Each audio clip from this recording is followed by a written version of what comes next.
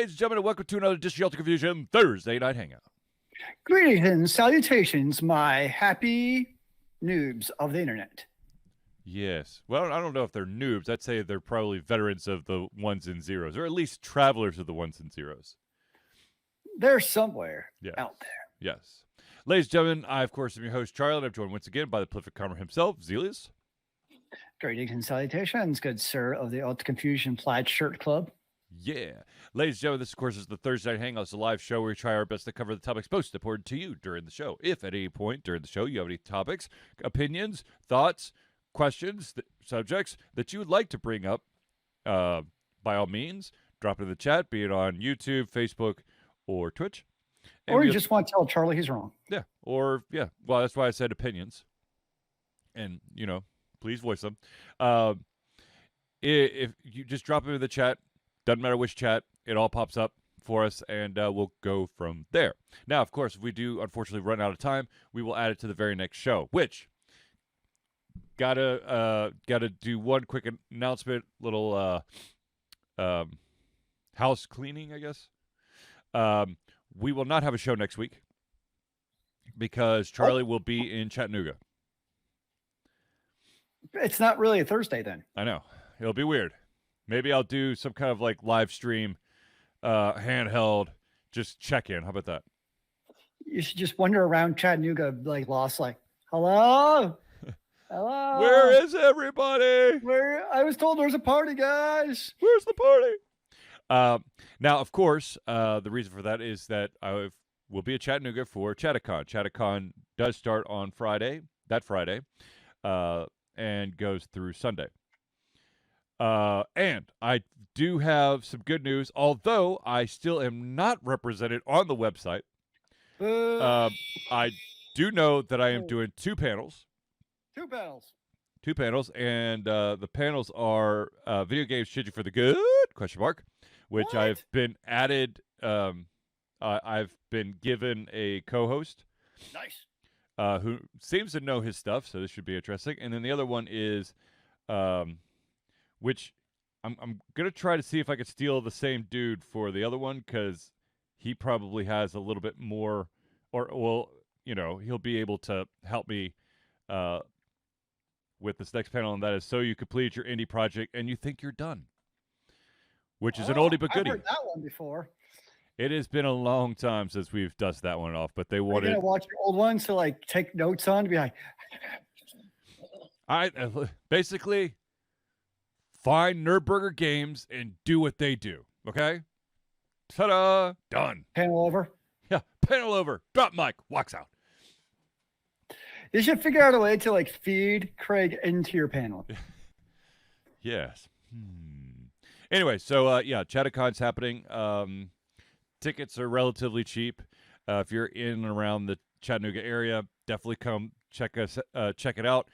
Spooky Dudes will also be there. Longtime friends of the show.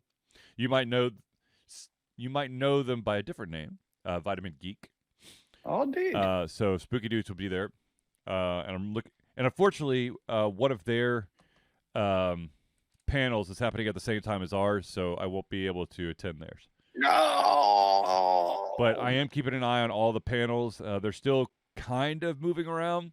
I'm going to try to map out some of the panels I want to record, so that I can give those who are unable to make it to ChattaCon an opportunity to see some of the awesomeness that happened at ChattaCon. So perhaps in 2025, you could go to the next ChattaCon, which would be ChattaCon 50, if my numbers are correct.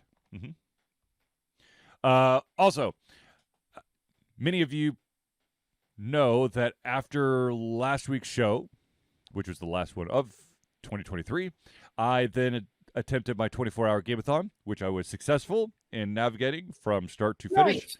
There was a little bit of a hazy area there around like the 2:30 in the morning mark. I can understand that. I played games like Bastion, Trinity Fusion, Psychonauts 2, Legends of Runeterra, the Halo Master Chief series, and a couple other games. I played FTL. Was terrible at it. Oh my gosh, I could not do anything right in Did you FTL. die instantly every time? It didn't take long. It did not take long for me to die a lot in FTL, and made me very sad. I saw you play FTL that night. Yes, and Not at 2:30, but in the evening. yes, it was something. Let's just put it that way. I saw you play some Halo. Yes, I did. That was a special request from my youngest son. Nice. I actually did 2 sessions of Psychonauts 2. I did see the Psychonauts. And I feel like, was there one other game that I stuck in there? Maybe not. Did you play any new games? No. Well, Trinity Fusion was new. I did play Slay of the Spire. You also played Legends of Runeterra. Yeah. I played Moonlighter for like half a second, and I was like, dude, if I try to play this, I'm going to fall asleep. I tried to play the Bookwalker, and it turns out that my brain no worky when I tried to play that game during the 24-hour Gameathon, and I did not realize that one of the when given the option, there were 3 options and not 2. And so I restarted the game twice, thinking, "Oh my God, I've done something wrong." When in fact the first thing was actually an option, not just text on the screen. And once I did that, I was like, you know what? Probably don't want to embarrass myself any further. I'm going to try a different game. That's fair. Yes. All right. What was the favorite game you played over the time? Well, I played all the way through Bastion. Oh, nice. And then I played a ton of Psychonauts. I put in, let's see, how many hours did I put in for Psychonauts? I apologize. I'm a little bit congested here. I've put 8 hours into Psychonauts. That's a third of the time. Yeah.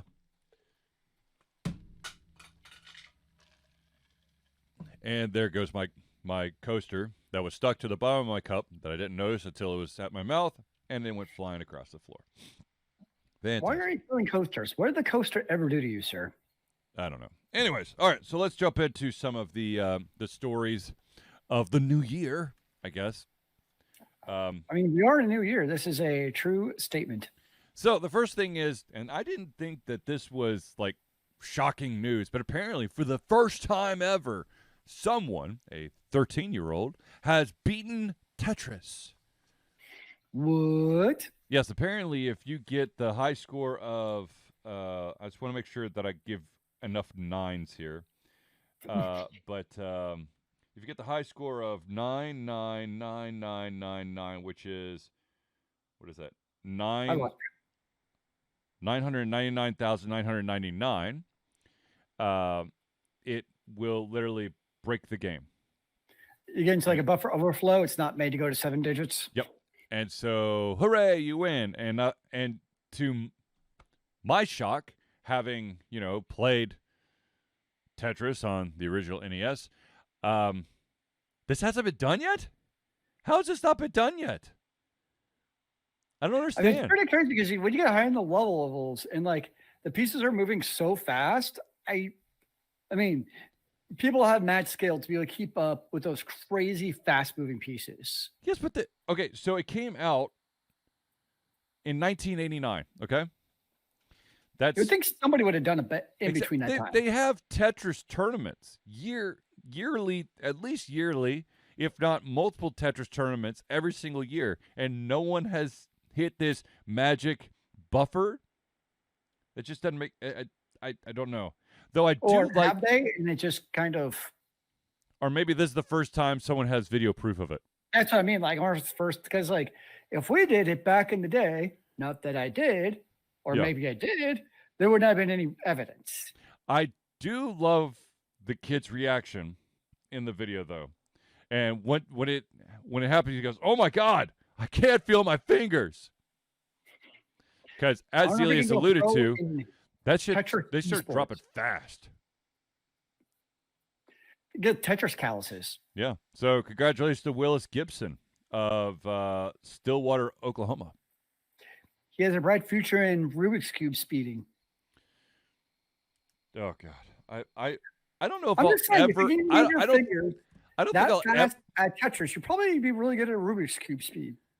I don't think I'll ever be able to solve a single Rubik's Cube unless you allow me to basically break the Rubik's Cube apart and put it back together. We had a group of kids on the robotics team. They graduated 2 years ago, and 2 of them were really into Rubik's Cubes. Oh no, my cousins, They both would of them sit- who are in robotics, love. Yeah, the there's Rubik's something Cube. about those robotics kids are like, and they could do it like in 5 seconds. It Yeah. was pretty amazing. Yeah. Although it got to the point where I may have snatched one and thrown it against the big brick wall because it drove me so nuts. Where I could no longer handle the click clacking nonstop. I may have lost my temper. It happens to the best No. of us, Zealeus. These are also the same devices that. So that team went to the World's Robotics Competition, flying to Houston. They actually, because of the Rubik's Cubes, actually got the security lockdown protocol enacted because they have like all these weird random foreign objects in their luggage. They had like 8 Rubik's Cubes for some reason, and it triggered something to actually create like the sirens and everything. Oh, fun. Yeah. Well, I mean, So- it depends on the Rubik's Cube, but the mechanisms for like really nice Rubik's Cubes are built differently than, the cheapo ones. Oh no, believe me, they don't have the El Cheapo one. They got Yeah. the ones because like the cheap ones you actually can't move fast enough. Like Because they snag, because they don't have the ball bearings and stuff. yeah, no, it is pretty amazing to watch somebody who's really good at Rubik's Cube just sit there and spin it. Yes. Now, Zealeus alluded to my plaid shirt tonight, and I just wanted, I did it on purpose as a joke. Is this a Christmas present for you? No, Did somebody no, give you no, a no, plaid- no. This you this start this dressing nicely. this shirt, I think, is double the age of my eldest kid. I've Nice. had this forever. No, the second story I want to talk about is Twitch updating their updating their policy and cracking down on implied nudity. So I'm making sure that I'm fully clothed, so I'm not in the crackdown. Apparently, a new fad that, because we have people that love to just test the limit, which I find humorous on occasion, is that people will do either they'll give suggestive camera angles where it looks like the person is basically streaming in the buff, but it's just the way the camera is framed. Yep. There's also individuals who are in the buff but are physically wearing sensor bars so that they're not technically nude. Yep. So Twitch has come out and said the following. This update is in response to a recent meta on Twitch in which streamers use black sensor bars or other items to block their bodies or clothing, or position the camera frame such that the viewer is led to believe that the streamer is fully or partially nude. As of January 3rd, streamers will be required to make sure that there is no suggestion that they may be hiding obvious nudity. The update also requires coverage must be fully opaque. Sheer or partially see-through clothing does not constitute coverage, which that's vague. So, You know how people bitch about lawyers and there's laws for everything and stuff? yes, This is exactly why. yes, yes. Is people push the limit, and so it's like, okay. This is why you have the need to break warning the spirit on. of the law or rule, because it's usually the spirit of it. And now because you broke the spirit of it, now you actually have to enact an actual policy. Well, it's the same reason why you have like all the safety information, like on disposable coffee cups. It says, caution, contents might be hot. Well, if it's a coffee cup, yeah, it's going to be hot. It's because someone decided to pour hot coffee on themselves, going, I had no idea it was hot. Well, that's not exactly at all what happened with that case. But McDonald's had been warned many, many times that they're brewing giving the coffee too hot, and McDonald's didn't care.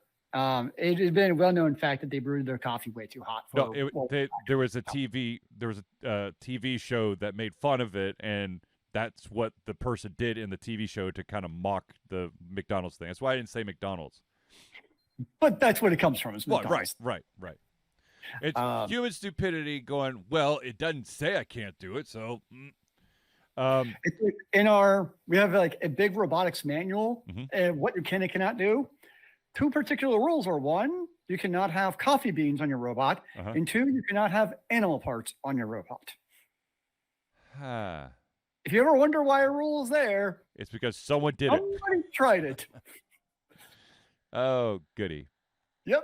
That's why you have dumb rules. Okay, so but here's the little bit of a twist here. Recently, Twitch has introduced a new label for streams that have sexual content in it, which basically means erotic dances or fictionalized nudity, provided they are correctly labeled. Full nudity, still a no-no. Streams of this nature are not present on the homepage, of course. I'm guessing that you probably just have to link it through social media. But still, yeah.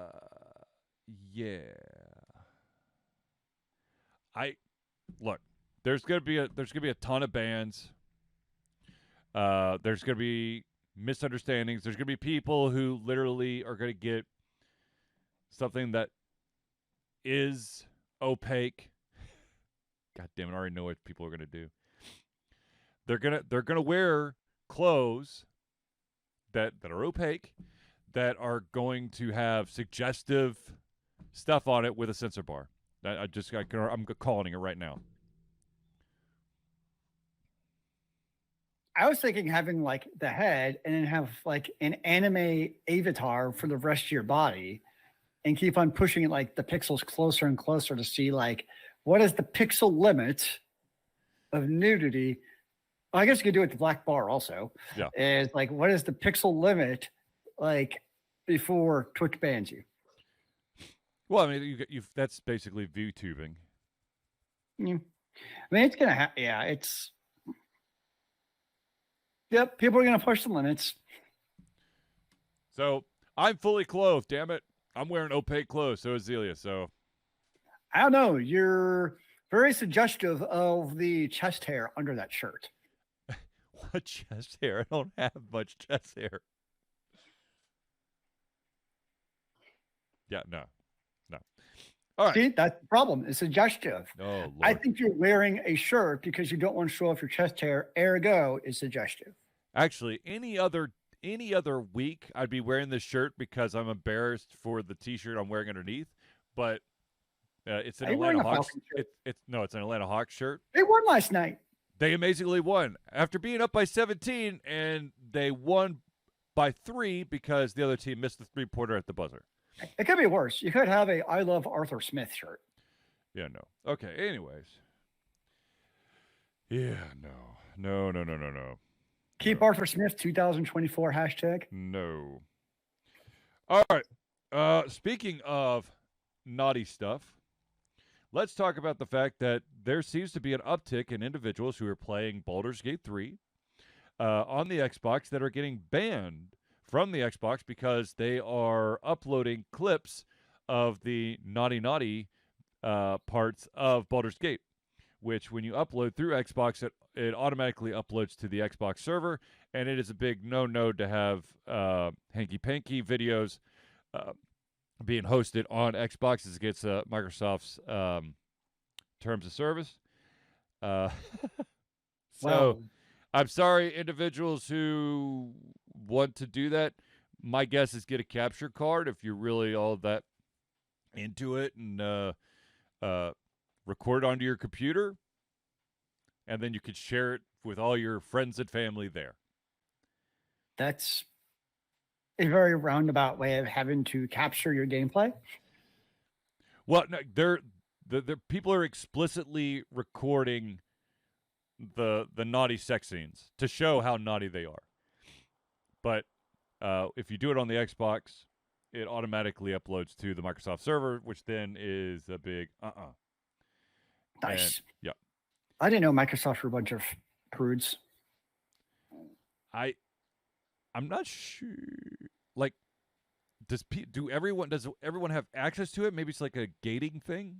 That's what I'm curious of. Is like, I wouldn't think it's like automatically just like shared on the world like YouTube. All I know is that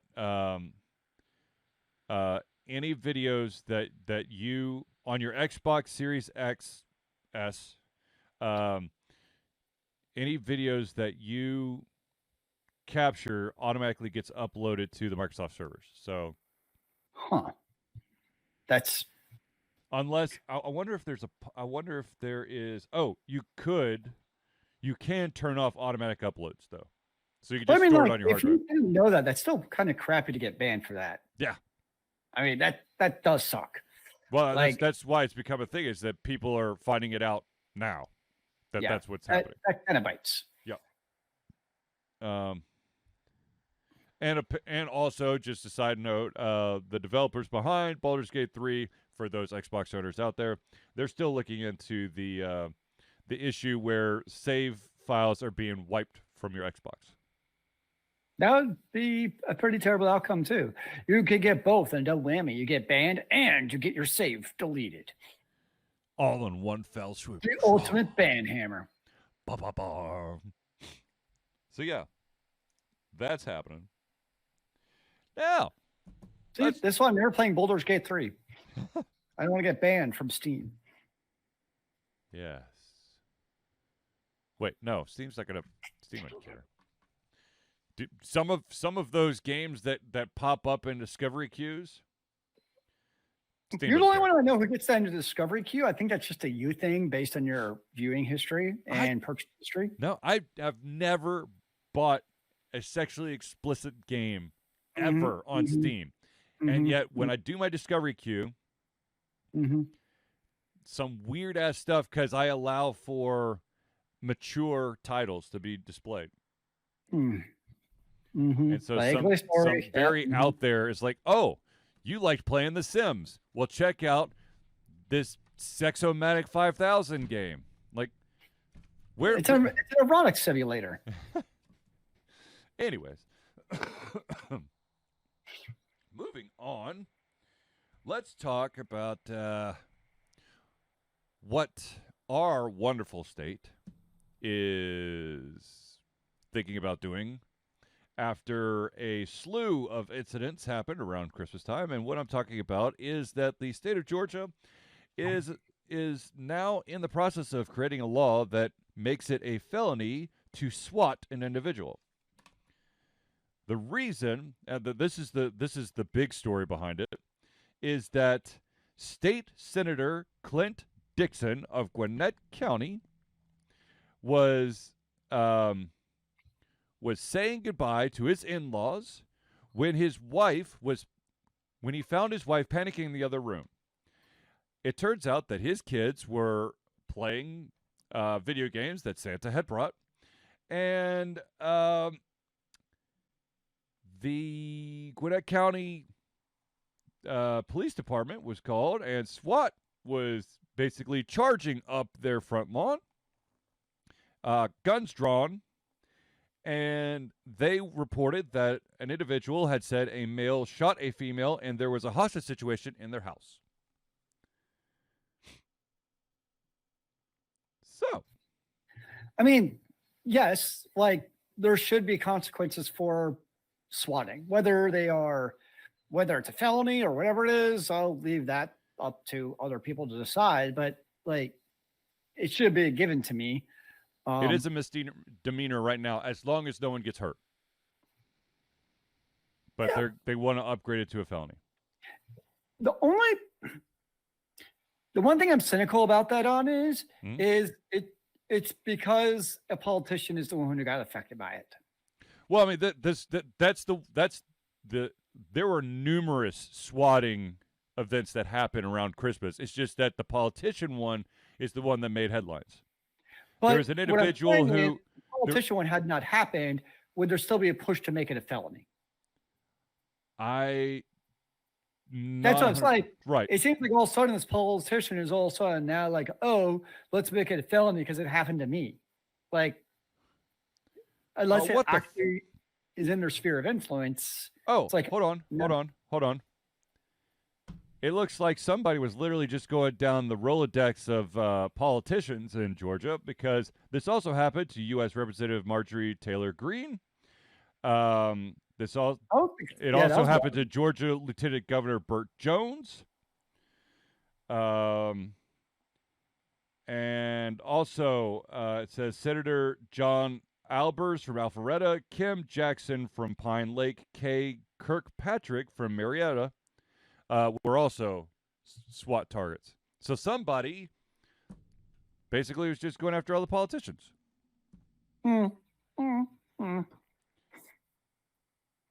Now, as it stands right now, a person who makes a swatting call can be charged with an unlawful request for emergency service assistance. This charge initially is a misdemeanor of a high and aggravated nature, according to Georgia statutes, unless it is inferred with critical infrastructure. When it becomes a felony, punishable by incarceration for no less than 5 years and no more than 10 years, and a $100,000 fine. What makes it become a felony? If it interferes with critical infrastructure, which my guess is that it has to do with like government buildings. Would be my guess.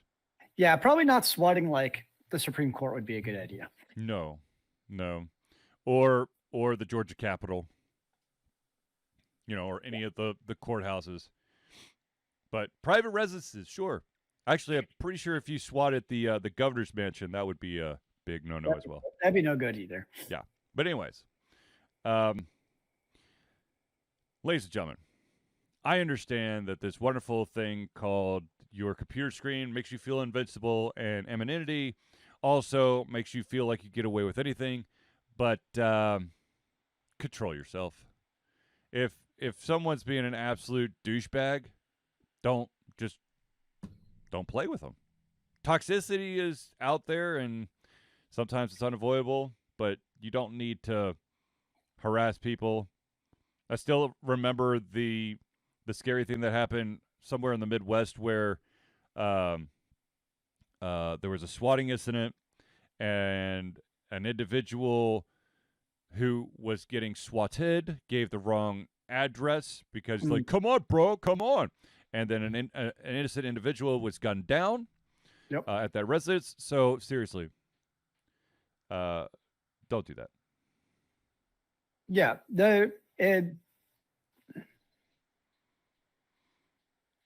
I guess my take on it, though, is if you're swatting somebody, and this is overall more of a bigger issue in the United States in general, is like that person, I mean, I'm not saying they shouldn't be punished, but like they need more than incarceration. The problem is they actually need mental help at that point because they're doing something which is obviously not something a mentally healthy and stable person would do.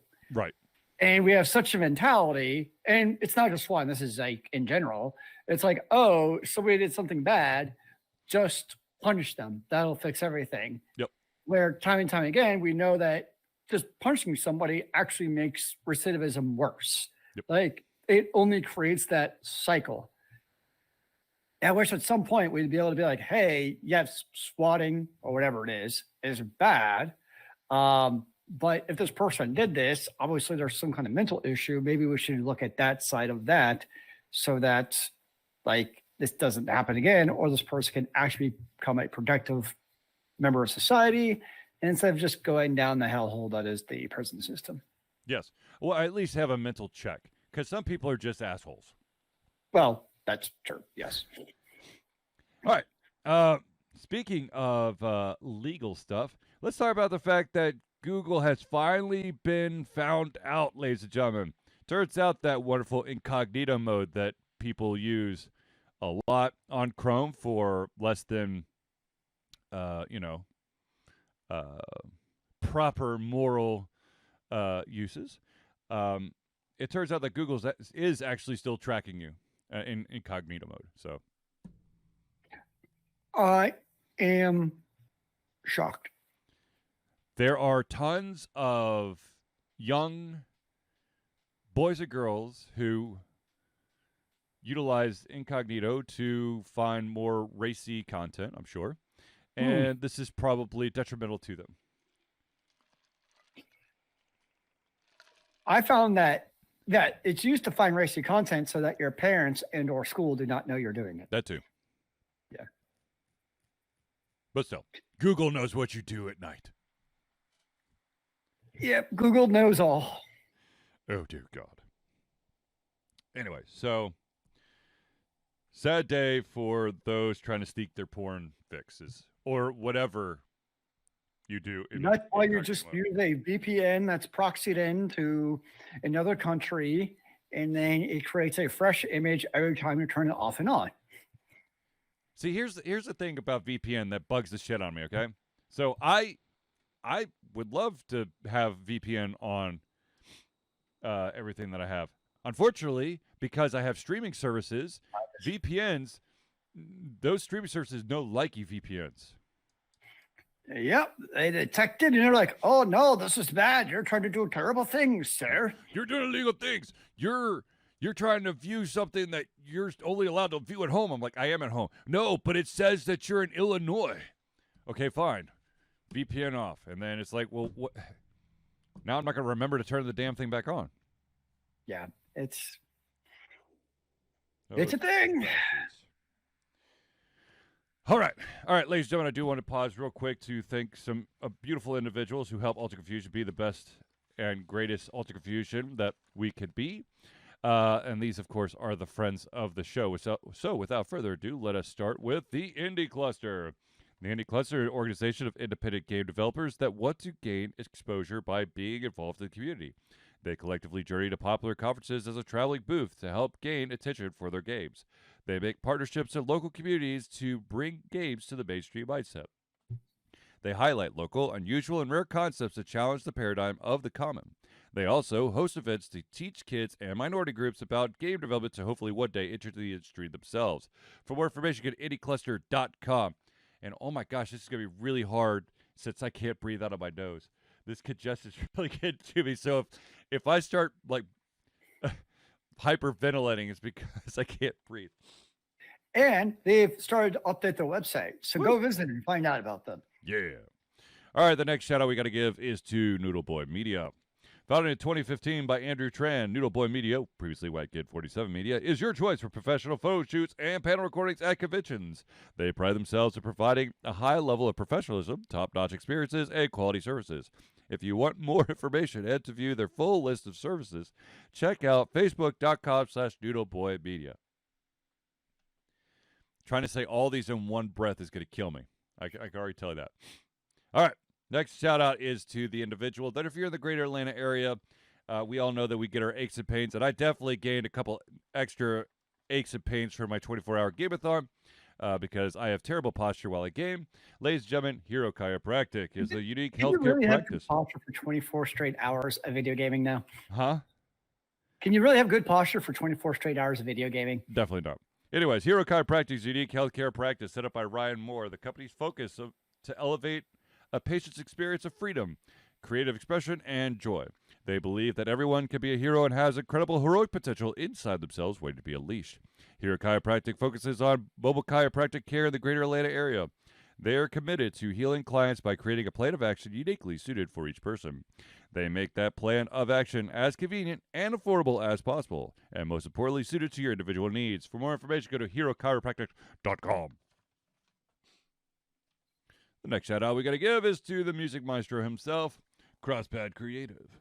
Need a new logo or want to work on a full branding and content strategy? Or maybe you need new music or audio for your content? Just like Ultra Confusion, CrossPad Creative creates a whole host of solutions for individuals and small businesses. Just email Josh at crosspadcreative@gmail.com and see what he could do for you. And the final shout out we got to give is to the original patron himself, Agile Axiom. By day, Axe leads both the development team and system administration team working with satellites at NASA's Goddard campus.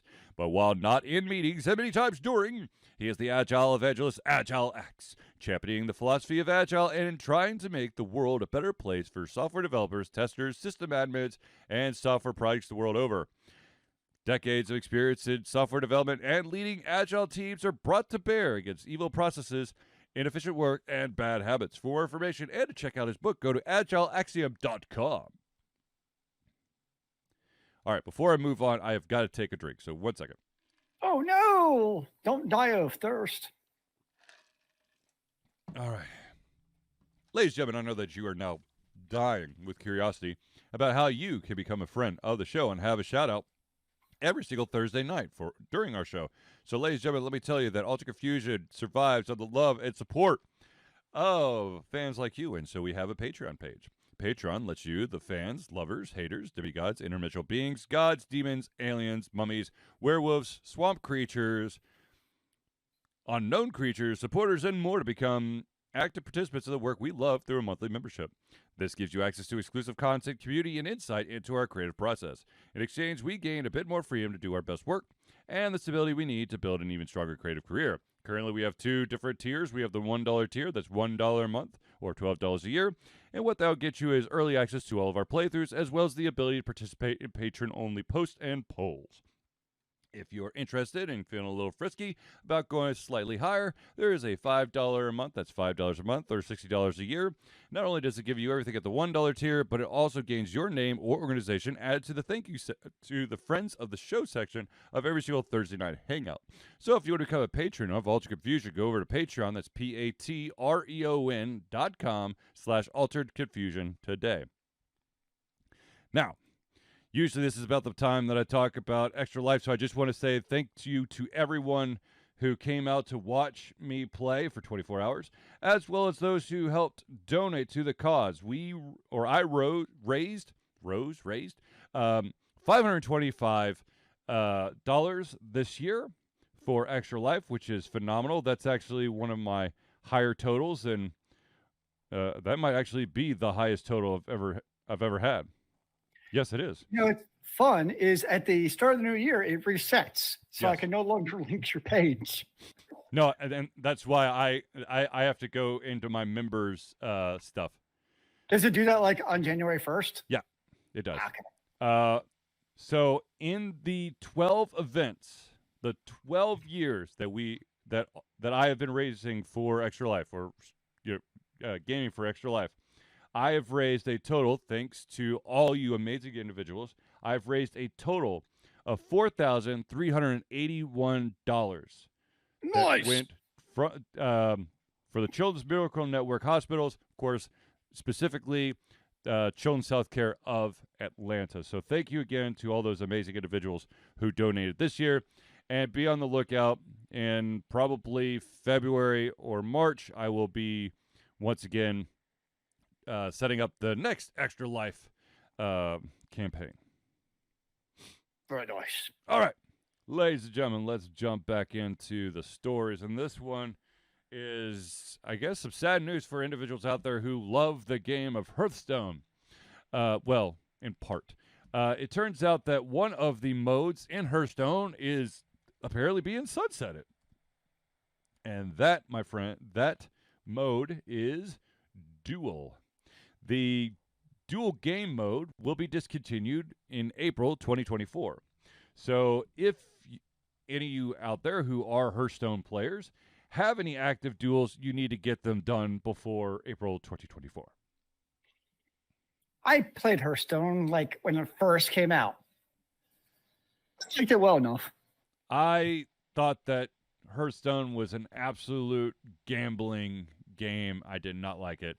And so I just continued to play Legends of Runeterra. I didn't play. No, I didn't. I guess, get that far into Hearthstone. It really felt like a game of chance to me. Now, other people could, here's the beautiful thing about video games, ladies and gentlemen. I just want to make this abundantly clear.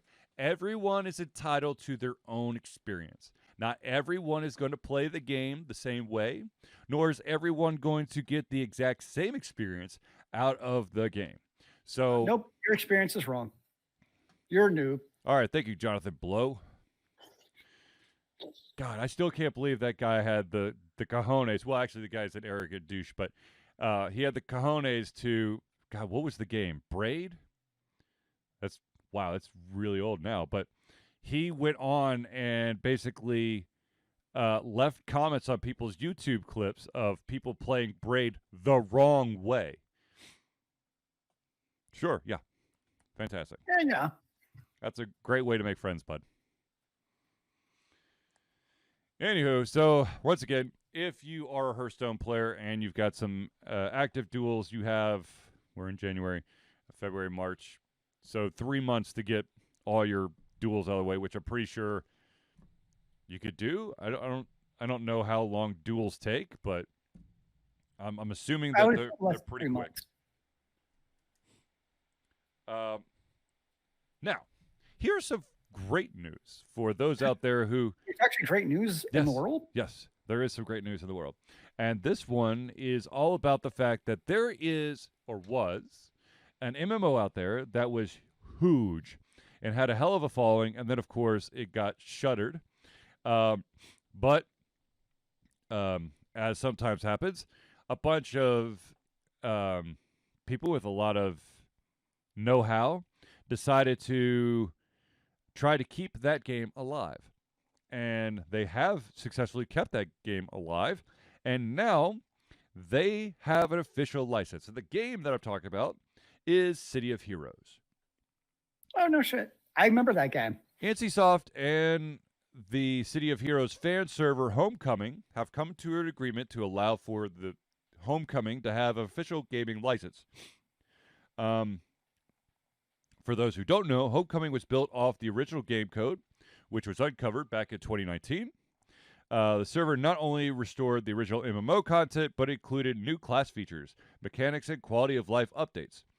The team behind it has covered its costs off of donations. Playing on the server is free. And, of course, but at the same time, all the players understood that at any moment, NCSoft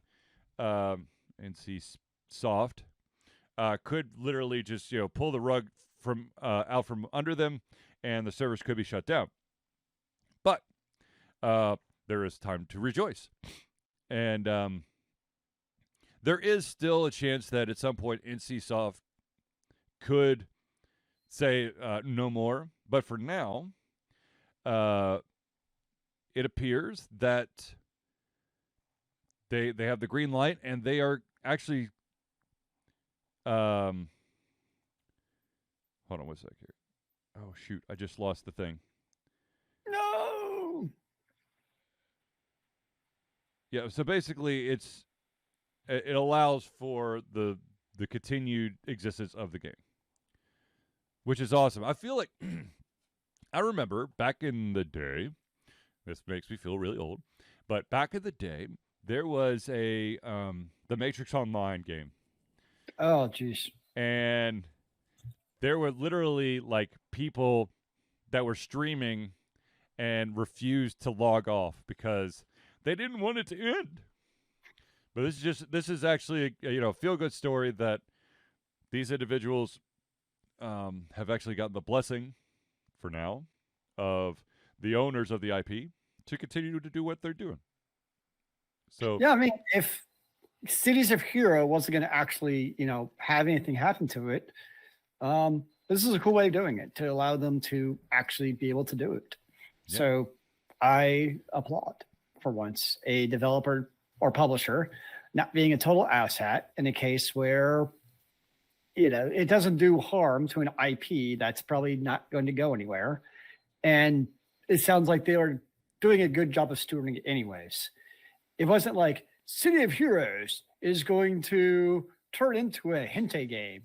or something that probably would have got the kibosh. Yeah, no. It's like they were doing, good things to it. So I think it's pretty cool that actually happened. Now, speaking of IPs, let's talk about the fact that, ladies and gentlemen, as soon as the clock struck midnight and began 2024, the the license on Steamboat Willie, the original Mickey Mouse little featurette, went. God dang it! Public domain. Thank you. With public domain, which means that it's no longer protected, and you can do whatever you want. And guess what? Within a couple hours of it being public domain, we already have a Steamboat Willie horror movie and video games being announced. I think my favorite comment I saw about that was, video game and Hollywood developers can come up with any original ideas based off of established IPs. And within hours, we get all kinds of crazy new ideas of what to do with Steamboat Willie. Or just look at all these developers have done with Alice in Wonderland. Yep. And doing some things. So I found that amusing. I'm like, yep, people have some creative ideas out there. There are a couple out there. I mean, that's why you see so many. Alice in Wonderland is a great example of something that gets done over and over and over again because public domain. Well, that one works well because you have so many motifs off of it, especially like looking down the looking glass, and you can do like very easily transition to like psychedelic type of and horror type of things. Right. Which seems to be what you see. Exactly. Also, and this is something that also happened, was that another big name that went public domain last year, and this is why you saw the horror film come out, was Winnie the Pooh. There was that. I missed that one. What was the name of the Winnie the Pooh horror movie? I can't remember off the top of my head, but actually, let me Google real quick. Eat the Pooh? No, the Pooh horror movie.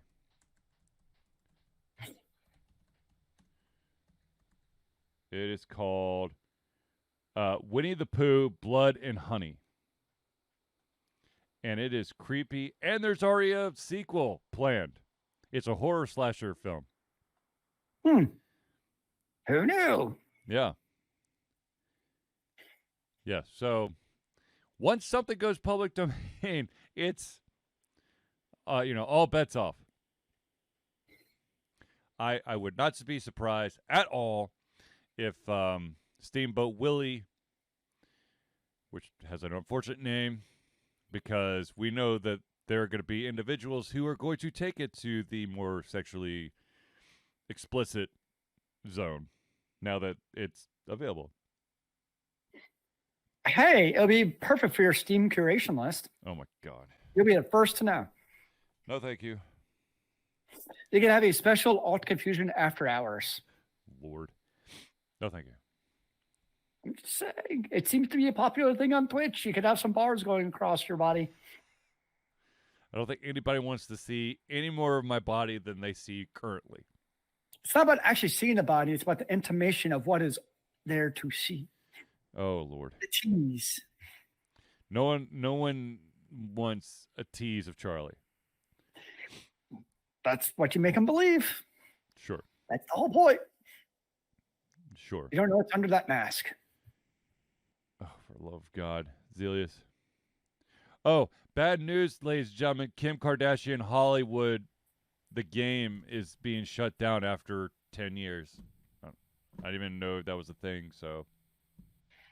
You got your last chance to go play before the servers die. I'm good. I don't need to know. I really don't need to know. Ever. Your interest is not peaked. It's very disappointing. No, it's not peaked at all. All right, so I do want to circle back real quick and want to promote the fact yet again, ChattaCon is happening next week, January the 12th through the 14th. I'll be there starting the 11th because I'd like to get up there nice and early.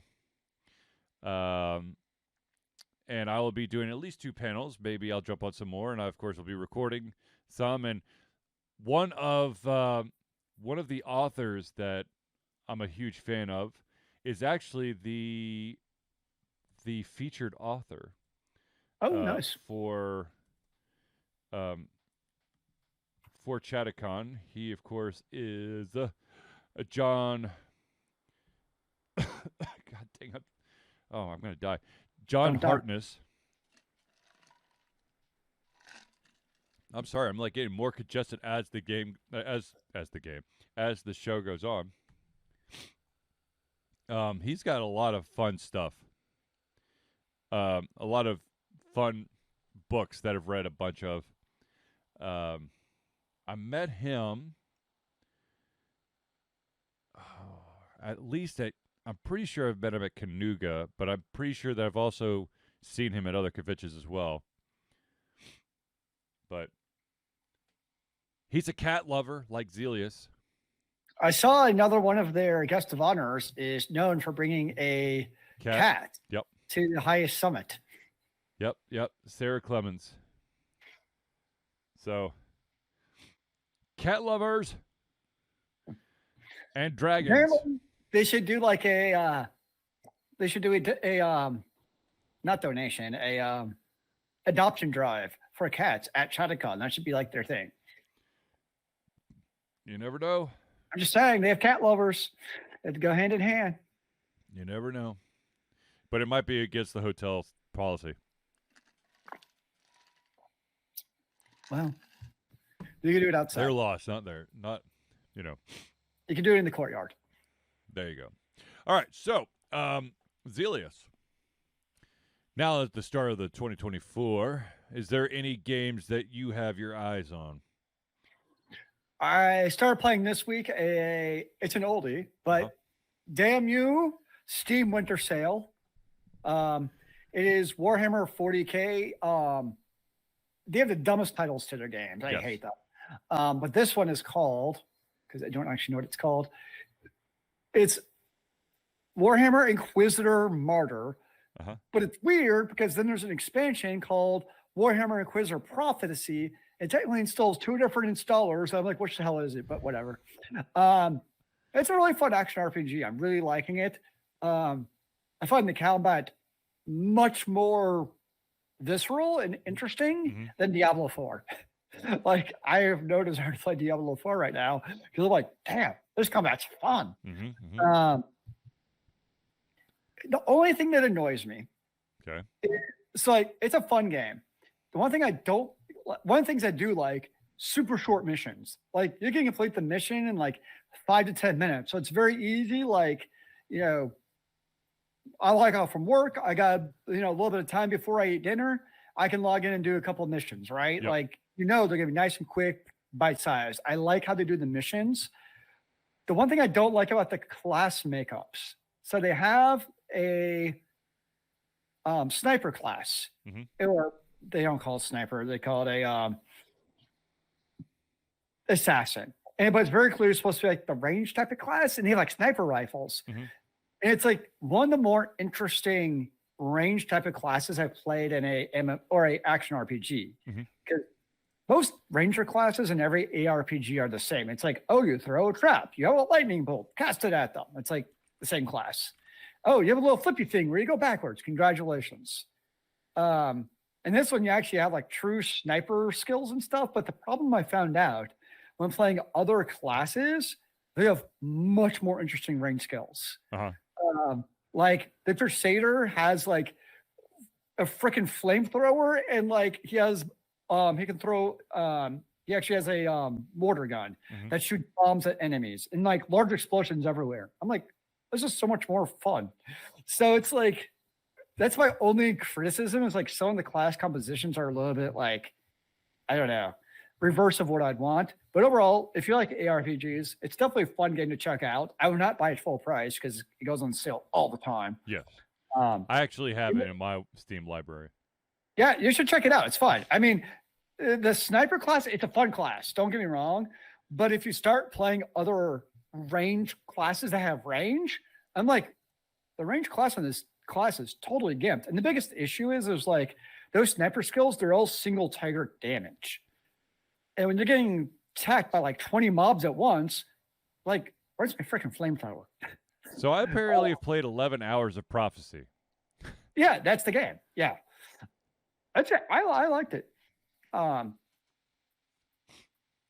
But but it is a game where like any class can go like, well, your 3 main classes, because there's weird ones, can go like full melee or full range. Right. So you can kind of custom build it however you want in that regard. But yeah, it's a solid game. How many hours have I put into it? Now that you said that, I'm just curious. I'm currently doing a playthrough, or recording a playthrough of a game called Hand of Glory. And then once that one's done, I'm going to redo the playthrough of The Expanse. And then I also promised my son that I actually would record a playthrough of a game that I randomly picked up during a Steam sale somewhere, I don't know, called Inspector Waffles.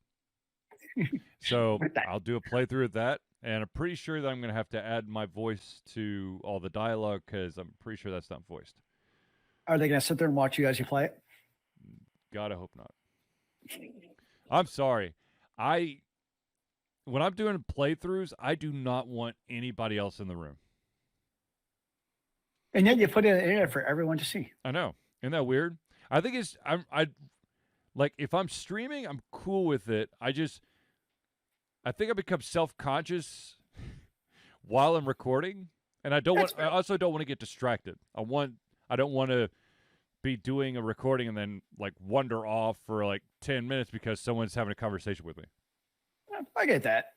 That's I don't think totally odd, to be honest. Yeah. So be on the lookout for Hand of Glory, The Expanse, and Inspector Waffles, because I promised my son I would do that one too. Nice. But other than that, I'm still messing around with the Meta 3. We now have 2 in the house, so that there is no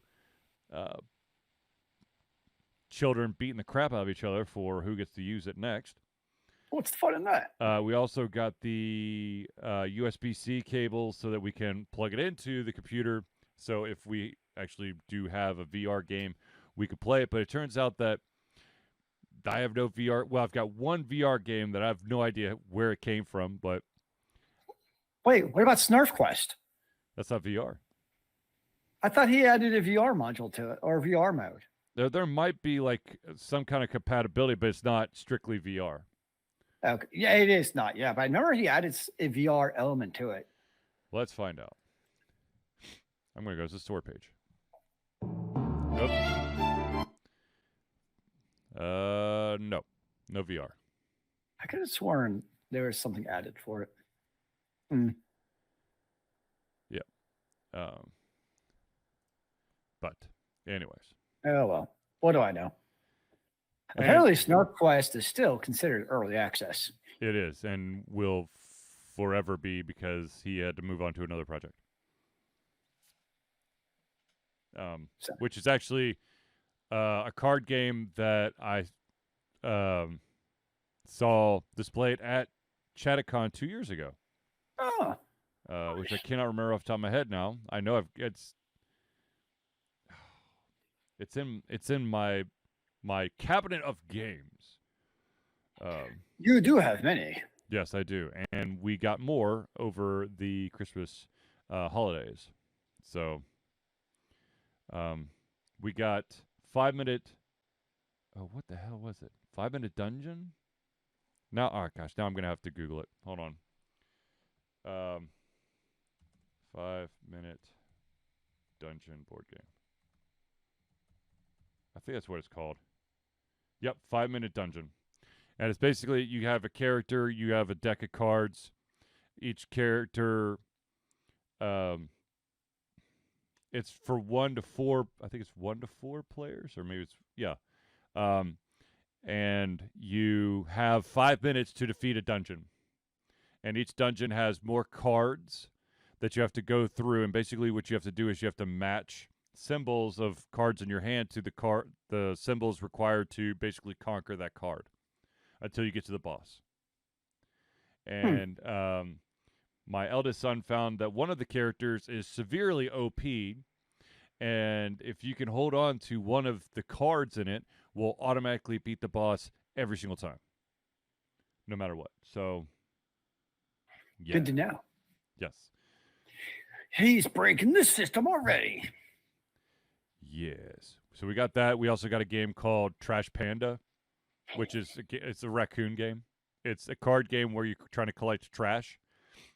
Sounds all right. And you get scored for gaining the most trash. And there's also a card game called The Game, which is a game where you have 4 different piles that you have to basically. Everyone's got cards, or everyone draws from the same deck, and there's just a shit ton of cards that go basically from 99 down to 2. And you have 2 piles that start at 1, and you're going to be counting up. And you got 2 piles that are going from 100 and going down. And you're trying. It's a collaborative game where everyone's trying to place cards in such a way that you can clear the deck. And it is hard as balls. I think the closest we've ever gotten is 8 cards from going out, which, according to the rules, is. Anything 10 or below is excellent, so we're doing awesome. But what about 6 cards or below? I think that there should be like a superlative if you get within 5, but there you go. They don't. They basically say 10 or under. That's as good as you get for a superlative is 10 or under. Yeah. And there you go. But still, that's fucking impressive. Nice. Because there have been times where. That means that that everyone playing has drawn that there is no draw deck anymore. There's no draw pile. That's damn near impossible. Because there's going to be times where you can play as many cards as you want to. Yeah. And then you replace the number of cards that you played.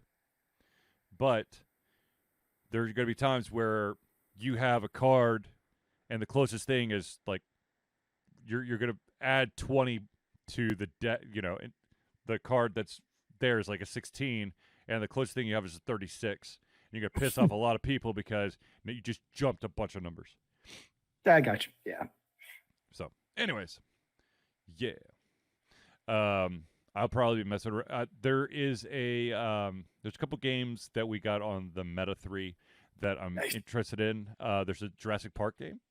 That I haven't got a test drive yet. And then, ironically, something that Zealeus, one of the public domain IPs that Zealeus brought up, there is an Alice in Wonderland game called Down the Rabbit Hole that we've played around with and is pretty interesting as well.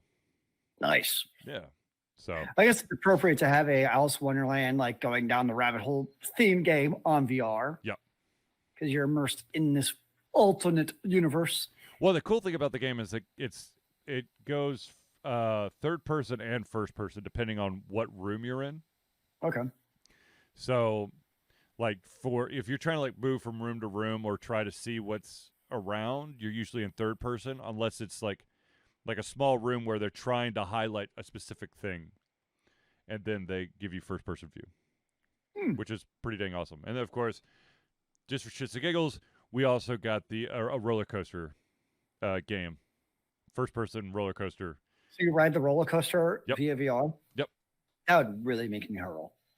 It's as long as you're sitting down, you're fine. I've learned that I get a little unsteady when there's a little bit too much action if I'm standing. But I will tell you this: it does. I wish that there was a way. Well, there is a way. You just have to recalibrate every single time you change rooms. But basically, the VR headset is meant to be in one specific location.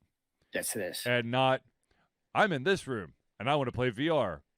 Now you got to remap the entire thing. Stare at the floor. Walk around a little bit. Make sure that there's enough room. Okay, now hit the OK button and then start playing. And oh, by the way, we didn't really register this one surface because I don't know. So there are times where things get cut off. You're just like, you son of a bitch. But anyways, yeah. All right. Zealeus, any closing thoughts? No. All right. Once again, ladies and gentlemen, we will not have a show next week. I apologize. But I'll make up for it the following Thursday, for sure. But until then, ladies and gentlemen, thank you for tuning in to the Ultra Confusion Thursday Hangout. For myself, Charlie, and Zealeus, it's been a pleasure giving you the camera, our heads, our mouths, and of course, our hearts. We'll be back in 2 Thursdays from now. Remember, kids, keep on gaming in the free world. Amen to that, brother.